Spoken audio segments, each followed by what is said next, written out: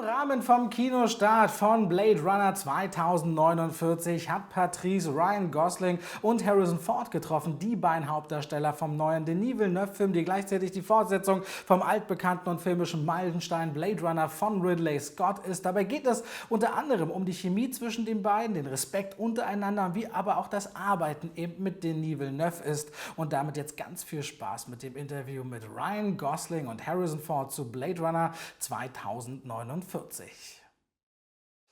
Well, quite frankly, this is like one of the weirdest interviews ever because I'm a huge fan of both of you. I mean, I also grew up with you, so it's kind of weird, and also about a movie which I haven't even seen. So of course, whatever I kind of question coming up, I'm always getting like, I'm not supposed to talk about it. So I'd rather talk about this chemistry between the two of you because it seems to work like perfectly. What is it that you have actually, it really seems, that was entertaining down there. That was the most entertaining press conference ever. So my question is, what are the things Wait till you hear our harmonies. Yeah. Even that. Yeah, it's really But what are the things? like an angel pouring honey in your ear. That's exactly my point. Hey guys, come on, don't make it too hard for me. Seriously, I'm No, trying to be no. professional here, all right? Yeah, we're trying to be professional too, but we have nothing to talk about. It's like the job of acting with somebody else is to support each other without showing the bones, the wires, and to be engaged, to be there. The most important thing, I mean, you can look at an actor when you're working with them and say, I wonder what he's thinking. I wonder if he's home. It's okay to not know what they're thinking, but you feel a lack of commitment to be present. You feel a preordained ambition. But one of the great things about him is that he's available, emotionally available, and intellectually nimble, and has the same. We have a common language, which is about our ambition to get the most off the page and serve the story as well as we can, given the time constraints. I thought you liked that I never interrupt you. I like that too. Right. And then I don't make eye contact. Now I'm getting a little less sure. No, but again, okay, just like figuring out the things like, look, I got even shoes with this face on right now. See, this is like how much a fan I am. But You have whose face on what?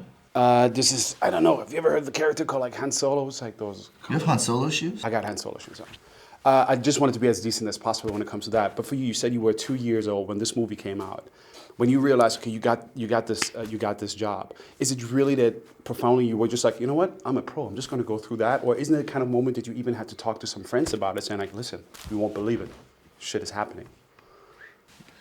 Yeah, well, also, there was a period of time, I was a fan as a kid, but I also for a long time lived downtown Los Angeles, and I lived next to the Bradbury building where they shot a lot of the original, and the 3rd Street Tunnel was the tunnel I took, to get out of town, and,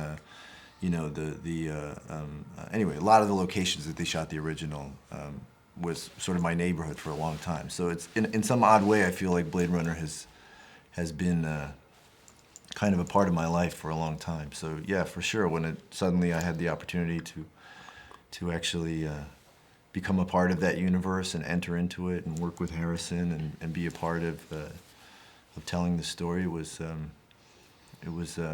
very strange, but a wonderful opportunity, and not just exciting to be a part of Blade Runner, but it's a really great script, and there's complex characters and storylines and great stuff for us to get to do together, and it was a good experience all around. And when it comes to working with the director, who had to like work with the two characters coming out of like two generations, as you said, you got like the same common language. Is that sometimes you really just sit down all together just to make it work, or do you have like your individual talk with the director just to making your character more present, or just to make this entire thing really happening? I mean, I think both. Anything that works. If one thing, the respectful thing is to not ask another actor to do something.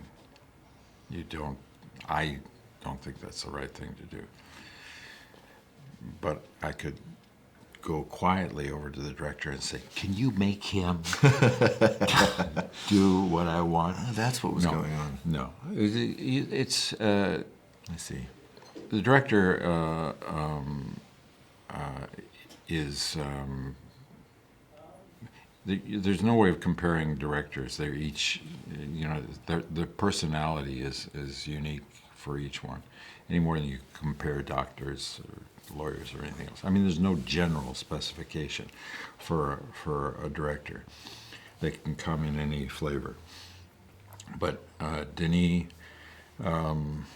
has a real distinctive way of communicating what his intention is, what he would like to see us accomplish, and then he sort of turns loose the horses and sees what happens, and then adjusts the recipe if necessary.